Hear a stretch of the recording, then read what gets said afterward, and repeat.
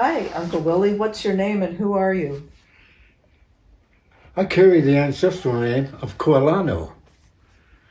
Koalano translated in Squamish means the one who listens and does something. My English family name is William James Nahanee. I'm a member of the Squamish First Nation, band number 454. I understand that you were involved in the 2010 Olympics. Yes, I've been employed now for over 25 years at Grouse Mountain Resorts Limited as a First Nation cultural teacher. And of course, in 2010, I was approached by the Squamish band manager if I would represent as the ambassador to meet the people coming from the world to the mountain and to host them with dinners. Actually, twice in that period, I cooked barbecue salmon outside in 4 feet of snow. So how long were you involved for? A whole year? How long did it No, last for? it just ran through the Olympic period time frame. Mm-hmm. And we maybe have 5 or 6 different groups come up there. When we look forward, as you know, there is a bid in the making for the Olympics to come back in 2030. How do you feel about that? What do you think that would look like? I'm always supportive of sports because my whole family has been involved for years. Amateur boxing, amateur gymnastics, war canoe racing, lacrosse, and our father was in semi-pro hardball. And he always says sports is the best thing for young people to develop themselves. I support it because also because of the fact that these young people who are working towards this deserve the opportunity to show that and to be proud with all Canadians about winning. You know, I don't actually am in that race, but when a Canadian brings up and wears their gold medal, I'm very proud of that too. I take pride because I consider myself a Canadian, First Nations, Aboriginal. I put Canada first because I think I'm a very fortunate person to live in this beautiful country with a lot of wonderful people.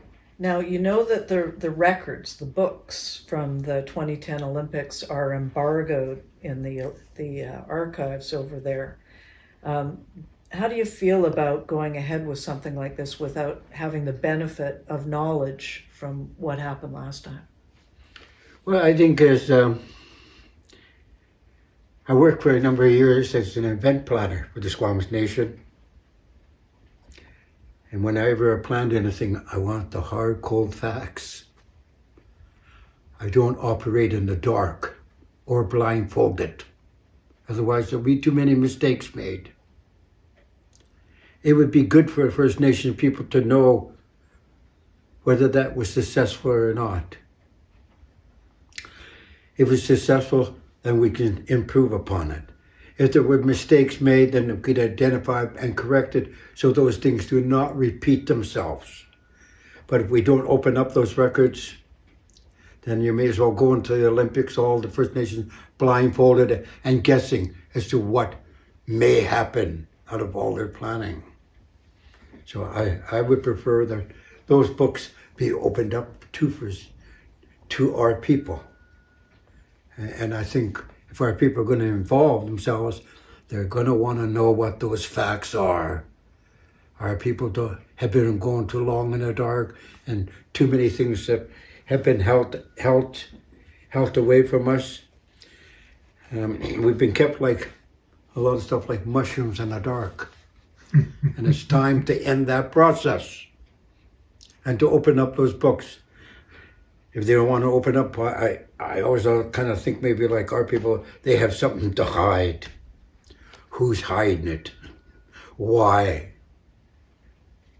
I think all Canadians, and especially more so than me, I think all non-natives who are taxpayers have the ultimate right to know what that information is. So they're able to make a good decision on whether they want to have or not have the Olympics. But you must know what's in those books. But you yourself are supportive of another Olympic bid. Definitely. I am very supportive of people in sports because it leads to people coming together in harmony, showing dignity, respect to each other, and like my dad always said, at the end of the thing, show good sportsmanship. And that's what it's all about, you know. Compete, but we don't have to compete to the point where, well, no, I'm going to pull out that club and I'll take care of you. Because that's what's been happening in this day and age, modern age. Well, a lot of these leaders are like cavemen. They haven't come out of there. They still got the biggest club, unfortunately. It's sad. There's a number of people that I've been listening to. They all say, we have to have a say on the Olympics. Because a lot of people in the Squamish were not happy with the last process. It was because of a financial thing. And what happened with that, we're all in the dark. It's about money. So we got no information. You can hear, oh, so and so got distributed 10,000 apiece, but we have no facts. We don't have the books from the 2010 Olympics because they're embargoed in the archives over there. So you're saying you don't have the books either. You don't have an accounting from... No, from 2010, we don't have anything like that. But I'm sure that if they get involved, they're going to want to know what's in those books. Well, I wouldn't want to be making any decisions that would impact... No, I think that decision should come from dollars. them, from that Squamish Council and Muskim. We want to know what's in those books. Otherwise, you're keeping us in the dark. We should stay in a rabbit hole. No fire or flare gun will come out. Well, again, the bottom line here is we shouldn't be making a decision without information. We shouldn't be making a decision without hearing the will of the people. So why do you think that I got such a stalled reaction to my motion to have a vote? Money, money, money, money, money. A lot of people want to make money. And the world goes around and around money. I mean, that's all it is. I still don't know why they would be afraid of having a vote one way or the other, because from what I understand is that the Olympic organization looks more favorably on bids that come in with public support. Yeah. So what were they afraid of? I guess they just don't want to take the risk. I know we should. Maybe the audience will be able to tell us, why would you not want to have a vote? And do you see this, me asking for a vote of the Vancouver electors as being in any way anti-reconciliation or? I don't see it as that. I think everybody in their own. You're in your municipality, is it? Yeah, it's a Okay. municipality. We don't have that. We got reserves. But anybody in their own place had their own jurisdiction and should have their own authority to making decisions on it. Right on. So that, I think, covers it.